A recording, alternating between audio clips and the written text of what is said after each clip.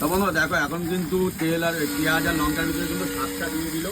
এখন কিন্তু দেখো পুরো ভেজে নেওয়া হবে এখানে মাছের তেল দিয়ে কিন্তু।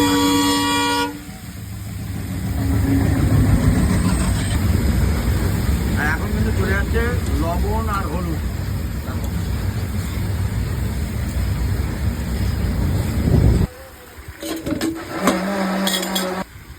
দেখো ঢাকা দেওয়ার পরে কিন্তু এখন মিষ্টি দিয়ে ঢাকনাটা তুলে নিচ্ছে। আর এখানে কিন্তু শাক কিন্তু প্রায় সিদ্ধ হয়ে গেছে।